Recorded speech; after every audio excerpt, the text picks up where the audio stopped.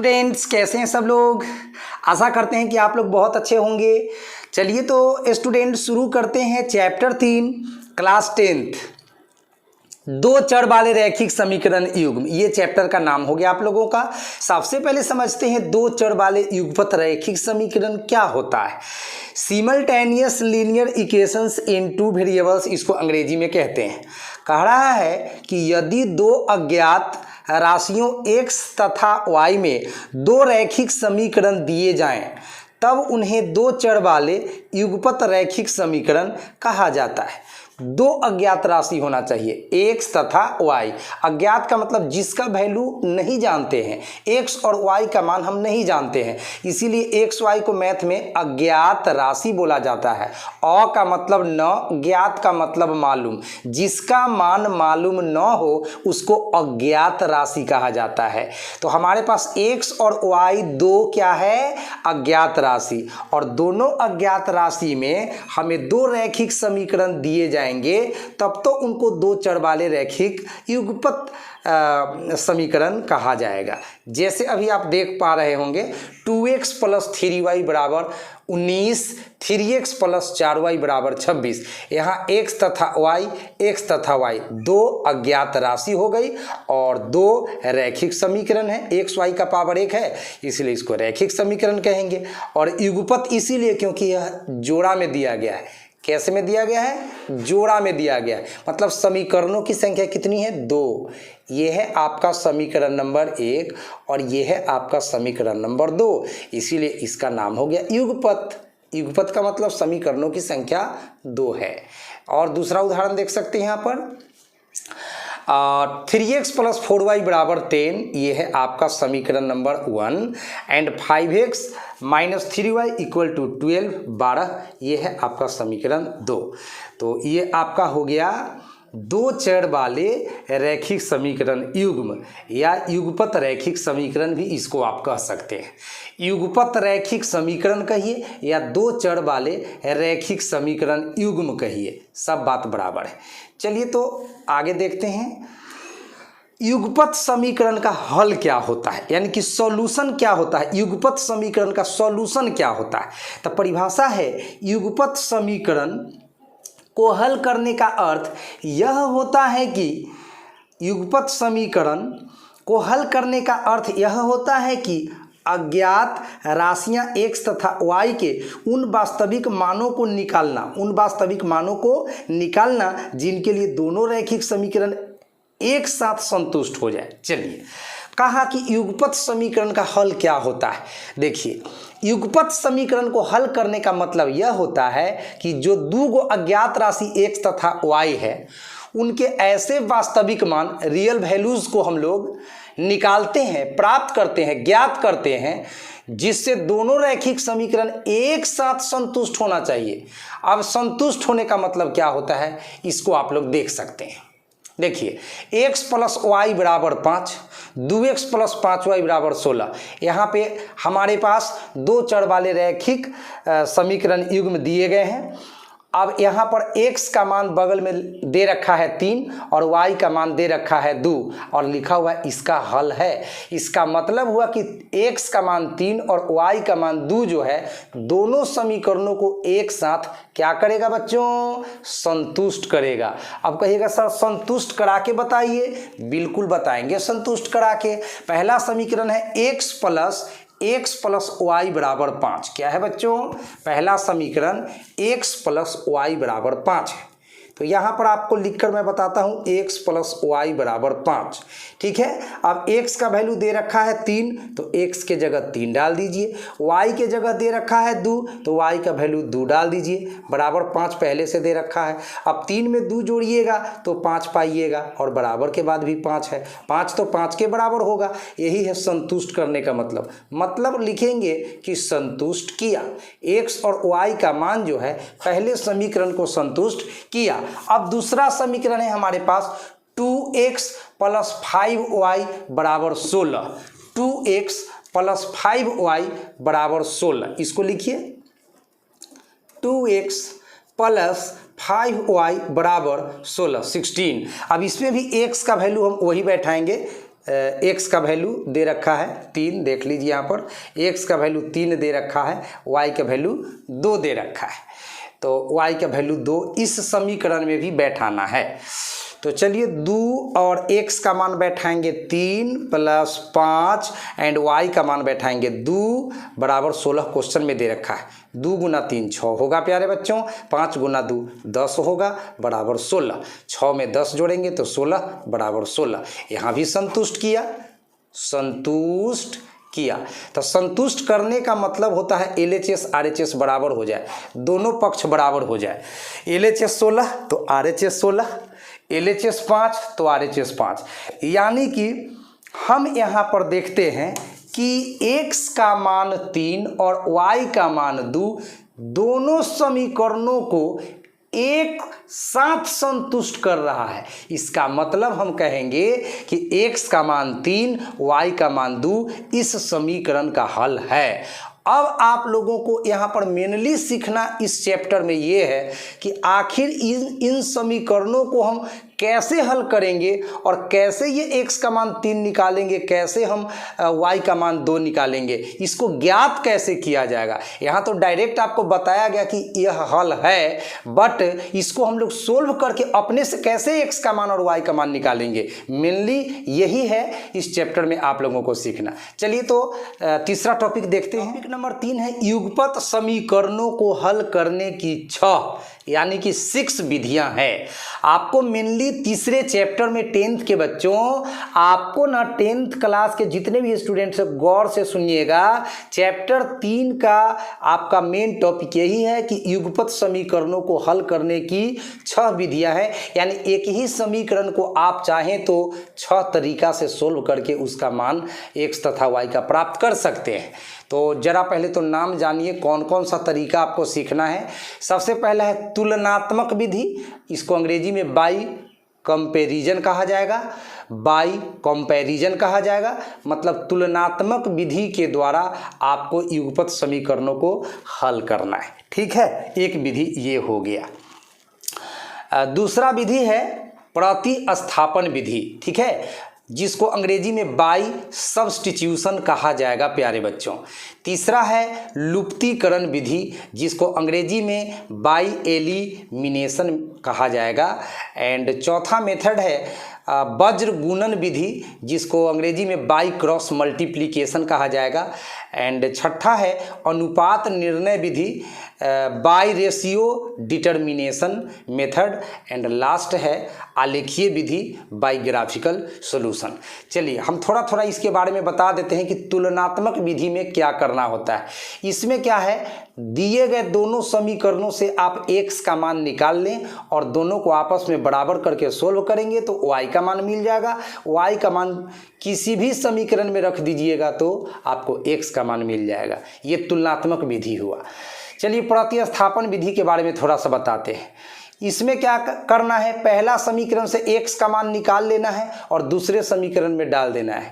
पहला समीकरण से x का मान निकाल लेना है, दूसरे समीकरण में डाल देना है और सरल करेंगे तो आपको y का मान मिलेगा। फिर y का मान किसी भी समीकरण में डाल दीजिएगा तो x का मान मिल जाएगा। लुप्तीकरण विधि के बारे में चर्चा करते हैं। इसमें x को या y को आप अपने मर्जी के अनुसार लुप्त कर सकते हैं।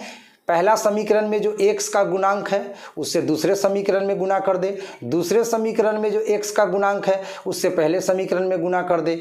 और अगर दोनों का चिन्ह सेम है तो घटाने पर, अगर दोनों का चिन्ह विपरीत है तो जोड़ने पर x विलुप्त हो जाएगा और इस तरह से y का मान निकल जाएगा। फिर y का मान किसी भी समीकरण में डालिएगा तो आपका x भी निकल जाएगा। तो इस तरह से लुप्तीकरण विधि में करते हैं। चलिए वज्रगुणन विधि, ये तो यहाँ पर मैं नहीं बता सकता, इसके लिए आपको बिल्कुल क्वेश्चन के साथ ही आना होगा। तो चलिए इसको छोड़ते हैं। अनुपात निर्णय विधि में बराबर के बाद जो अचर राशि है उसको बराबर करके काट देते हैं, फिर उसको हल करते हैं। और आलेखीय विधि में क्या करते हैं, प्रथम समीकरण पर दो दो भिन्न भिन्न बिंदु प्राप्त करते हैं, दूसरे समीकरण के लिए भी दो भिन्न भिन्न बिंदु प्राप्त करते हैं और ग्राफ पर उन दोनों बिंदुओं को प्लॉट करके मिला देते हैं और दोनों रेखाओं का जो कटान बिंदु होता है वही बिंदु का नियामक दिए गए समीकरणों का हल होता है। अगर दोनों रेखाएं नहीं कटती है, समानांतर खींचाता है रेखा, तो हल नहीं होगा। अगर दोनों रेखा समपाती खींचाता है तो अनगिनत हल होगा। अगर दोनों रेखा प्रतिच्छेदी खींचाता है, दोनों रेखा अगर इस तरह का खींचा जाए प्रतिच्छेदी, तो सिर्फ एक हल होगा, अद्वितीय हल होगा। चलिए, तो इसका विस्तार से चर्चा हम लोग करेंगे आगे। फिलहाल अभी फार्मूला में इतना ही कुछ हम बताते हुए आगे बढ़ रहे हैं। चलिए, दो चर वाले युगपत समीकरणों का व्यापक रूप, तो ax plus by plus c बराबर 0, ये रहा समीकरण आपका 1, and dx plus ey plus f बराबर 0, ये रहा आपका समीकरण 2। इस रूप में अगर दो समीकरण आपको दिया जाए तो वह होगा दो चर वाले युगपत समीकरण। ठीक है, यहाँ पे आपका students a b c d e f ये सब वास्तविक संख्या है। ये सब क्या है? Real number. मतलब a b c के जगह 2 3 4 5 7 8 11 9 -20 कोई रियल नंबर आपका हो सकता है। ठीक है, लेकिन ध्यान रखना है कि a और b दोनों एक साथ 0 नहीं होंगे। ठीक है, क्योंकि a और b दोनों एक साथ 0 होगा तो x और y दोनों खराब हो जाएगा, तो इस बात का भी ध्यान रखना है। तथा x एवं y दो अज्ञात राशियां हैं या फिर क्या, चर राशियां हैं। यही अज्ञात राशियां या चर राशियां का हम लोग मान निकालने के लिए 6 गो विधि सीखेंगे। इस पर हम एक वीडियो बना भी चुके हैं। एक ही वीडियो में आपको आलेखीय विधि को छोड़कर ये 5 विधि मिल जाएगा और आलेखीय विधि के लिए एक अलग से वीडियो हम डाल चुके हैं। आप मेरे चैनल पे जाइए, आराम से 10th के प्लेलिस्ट में जाकर के खोजिएगा तो आपको ये सारा मिल जाएगा। ये सब हम डाल चुके हैं, आप वहाँ से जाकर अच्छे से सीख सकते हैं। फिलहाल ये सब याद रखिएगा कि अगर आप 10th पास करने जा रहे हैं तो ध्यान में रखिए कि आपको एक ही समीकरण को कितने तरीक़ों से सीखना है प्यारे बच्चों, तो 6 तरीक़ा से। अगर आपने नहीं सीखा है तो फिर आगे आपको 11th क्लास में बहुत दिक्कतों का सामना करना पड़ेगा, क्योंकि 10th जितना अच्छा रखिएगा आप लोग, आपका 11th 12 और आने वाला और जितना भी पढ़ाई होगा सब अच्छा रहेगा। इसलिए समीकरण तो आप लोग बहुत अच्छे से हल करना सीखिएगा। तो मैं 10th क्लास के सभी विद्यार्थियों से अपील करना चाहता हूं और शिक्षक महोदय को भी कहना चाहूँगा कि आप अपने विद्यार्थी को इन सभी विधियों से सोल्व करना बच्चों को जरूर सिखा दें। चलिए, तो 4 नंबर टॉपिक क्लियर हो गया है। नेक्स्ट टॉपिक के साथ हम लोग अभी बने रहेंगे। टॉपिक नंबर 5, एक और केवल एक हल होने की शर्त, condition for one and only one solution. इसको अद्वितीय हल भी कहा जाता है। इसको एक और केवल एक के लिए, एक और केवल एक के लिए एक शब्द है प्यारे बच्चों, अद्वितीय। तो कोई दिक्कत नहीं है, कोई शिक्षक महोदय अद्वितीय शब्द का भी इस्तेमाल करेंगे तो आप लोग मत घबराइएगा। मतलब एक और केवल एक के लिए एक शब्द आता है अद्वितीय, ओनली वन। हम कैसे जानेंगे कि दिए गए युगपत समीकरण का एक और केवल एक ही हल प्राप्त होगा? इसका क्या कंडीशन है, इसका क्या शर्त है? तो ध्यान से देखिएगा, ये ऑब्जेक्टिव में अक्सर पूछता है। ax plus by plus c बराबर 0 समीकरण 1, dx plus ey plus f बराबर 0 समीकरण 2। अब हम a में d से भाग देंगे, b में e से भाग देंगे, और दोनों अगर अलग अलग आया, सेम नहीं होना। यहाँ लिखा हुआ है बराबर नहीं है, मतलब a बटा d कुछ और आ रहा है, b बटा e कुछ और आ रहा है, तो हम लोग क्या बोलेंगे कि केवल एक ही हल प्राप्त होगा। इसके लिए हम आपको एग्जाम्पल देकर बताते हैं। देखिए, हमारे पास समीकरण है 3x प्लस 2y प्लस 7 बराबर 0, 11x प्लस 5y प्लस 6 बराबर 0। अब हम a में a b c d e f दिमाग में रखिएगा, a b c d e f। तो a में हमको d से भाग देना है, तो 3/11 आ गया। चलिए, उसके बाद हमको किस में किस से भाग देना है? b में e से, तो b में e से भाग देना है, मतलब 2 में 5 से भाग देना है। तो b में e से भाग देना है, यानी 2 में 5 से भाग देना है। देखिए, एगो आया 3/11 और एगो 2/5 आया, तो हम लिख सकते हैं कि 3/11 जो है नहीं है बराबर 2/5 के। इसका मतलब हो गया कि इसका अद्वितीय हल है। इसको अगर कोई सोल्व करेगा तो सिर्फ एक ही x का और y का मान मिलेगा। x का एक वैल्यू, y का एक वैल्यू ही मिलेगा। तो इसी को एक और एक हल होने का कंडीशन कहिए या अद्वितीय हल होने का कंडीशन कहिए। चलिए आगे देखते हैं प्यारे बच्चों। नेक्स्ट टॉपिक है अनगिनत हल होने का शर्त। अगला टॉपिक क्या है बुआ? अनगिनत हल होने का शर्त। Condition for infinite solution. कैसे जानेंगे कि दिए गए समीकरण का अनगिनत हल है? तो ax plus b y plus c बराबर 0, dx plus e y plus f बराबर 0। हमारे पास दो समीकरण है। हम a में d से भाग देंगे, b में e से भाग देंगे, c में f से भाग देंगे और तीनों रिजल्ट सेम आ जाएगा तो हम बोलेंगे अनगिनत हल होगा। जैसे अभी मैं एक एग्जाम्पल लिख देता हूँ।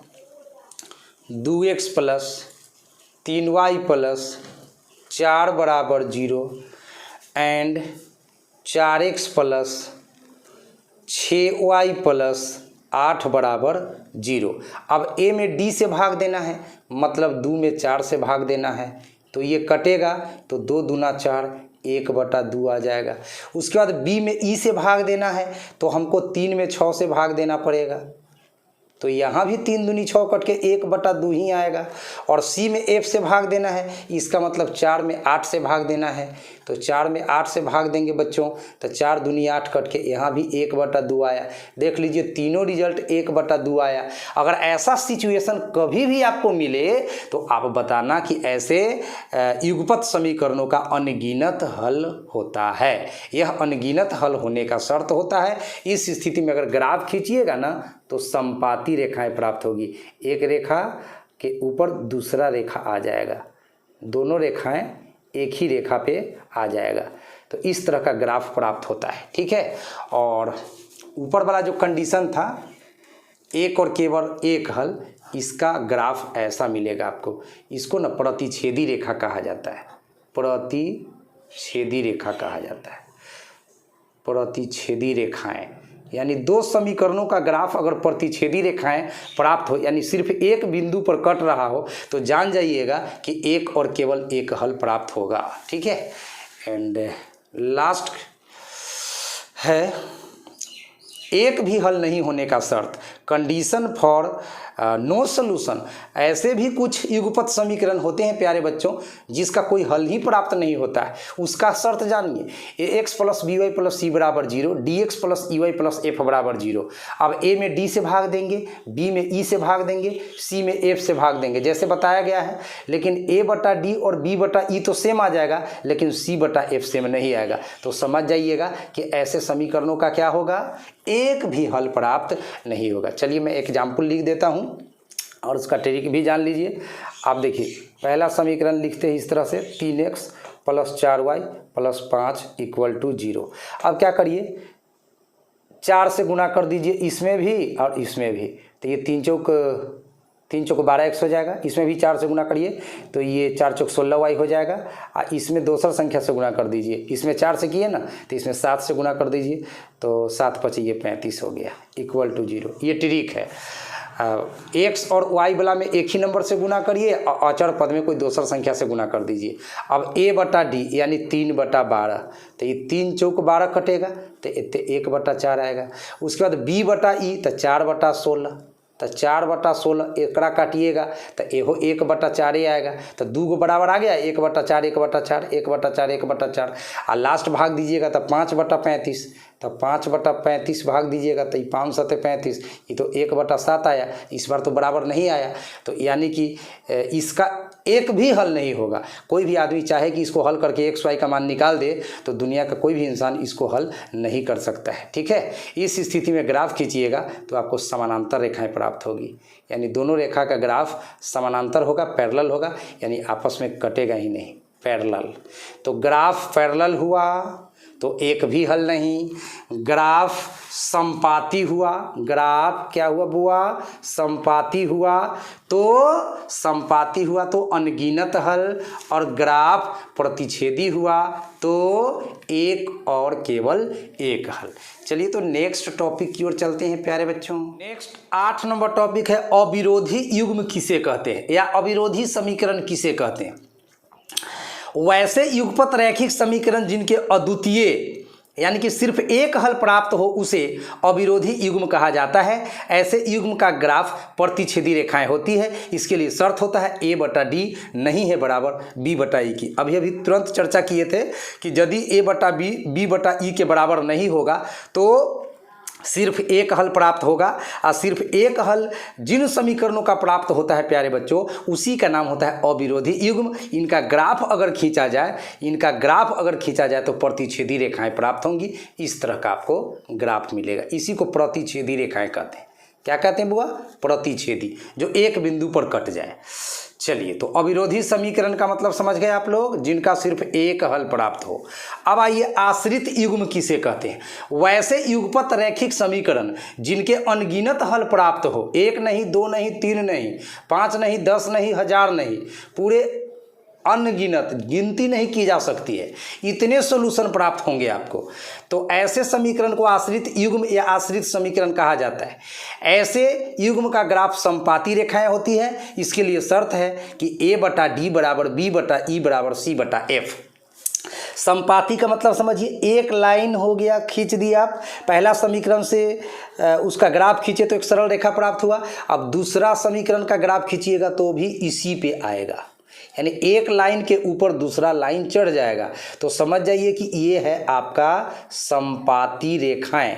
ये क्या है आपका? समपाती रेखाएं। और समपाती रेखाएं का मतलब ये दोनों रेखाएं एक दूसरे को अनगिनत बिंदुओं पर टच कर रही है, तो इसीलिए इसका अनगिनत हल होगा। और अनगिनत हल होगा उसको आश्रित समीकरण कहते हैं। एंड लास्ट टॉपिक है तीसरे चैप्टर के लिए, विरोधी समीकरण किसे कहते हैं? वैसे युगपत रैखिक समीकरण जिनके कोई हल प्राप्त नहीं हो, मतलब जिसमें x y का मान हम निकाल ही नहीं सकते हैं, उसे विरोधी युग्म कहा जाता है। इसके लिए शर्त है a/d और b/e, ये तो दोनों बराबर हो जाएगा, लेकिन c/f बराबर नहीं होगा। प्यारे बच्चों, अगर ऐसे युग्म का हम ग्राफ खींचें तो समांतर रेखाएं प्राप्त होती है। जैसे देखिए, पहला समीकरण का ग्राफ ये हो गया, दूसरा समीकरण का ग्राफ ये हो गया, मतलब ये दोनों समानांतर है, आपस में टच नहीं होना चाहिए, चाहे जितना आगे ट्रेवल करे। तो ये ग्राफ जो है विरोधी समीकरण का है प्यारे बच्चों, ठीक है। तो ग्राफ के माध्यम से भी याद रखिए, अगर ग्राफ समांतर हुआ तो विरोधी, अगर ग्राफ समपाती हुआ तो आश्रित, अगर ग्राफ प्रतिच्छेदी हुआ तो अविरोधी। तो इस तरह से मैंने आप लोगों के लिए चैप्टर 3 का टोटल सूत्र यहाँ पे प्रस्तुत किया। इसके पीछे मैं वास्तविक संख्या का पूरा सूत्र अपलोड कर चुका हूँ, बहुपद चैप्टर का पूरा सूत्र अपलोड कर चुका हूँ। एंड आज आपके बीच तीसरा चैप्टर का भी टोटल सूत्र अपलोड हो चुका है। धीरे धीरे हम आपके मैथ्स के टोटल फार्मूला को एक एक वीडियो में क्लियर करते जाएंगे, क्योंकि अगर आपका फार्मूला अच्छा हो जाएगा तो ऑब्जेक्टिव तो आप 30-40 नंबर ऐसी ऑब्जेक्टिव से ले आएंगे, और सूत्र को याद रखेंगे तो आप आराम से सब्जेक्टिव क्वेश्चन भी बना पाएंगे। तो अगर मेरे वीडियो पर आप पहली बार हो तो निश्चित रूप से हमारे चैनल को सब्सक्राइब करें, क्योंकि हम साफ़ सुथरा मैथमेटिक्स बनाते हैं आप लोगों के लिए, बहुत मेहनत करते हैं। इतनी गर्मी थी इसलिए पहले से मैंने इन फार्मूला को लिख लिया है और बाद में समझाने का काम किया है, क्योंकि अभी जितना मौसम क्या बताऊं, ये तो आप भी महसूस कर ही रहे होंगे। जिंदगी एक सफ़र है सुहाना, यहाँ कल क्या हो किसने जाना। चलिए, तो अपने स्वास्थ्य का ख्याल रखते हुए इस गर्मी में पढ़ाई करते रहिए। पढ़ाई सब चीज़ है आपके लिए, मतलब आपकी ज़िंदगी है। तो एक प्यारा सा वीडियो में बहुत जल्द आपसे रूबरू होते हैं। वीडियो देखने के बाद लाइक ज़रूर कीजिएगा, अपना अनुभव कमेंट के ज़रिए ज़रूर बताइएगा, एंड सब्सक्राइब तो प्लीज़ प्लीज़ प्लीज़ कर ही दीजिएगा। Thank you so much.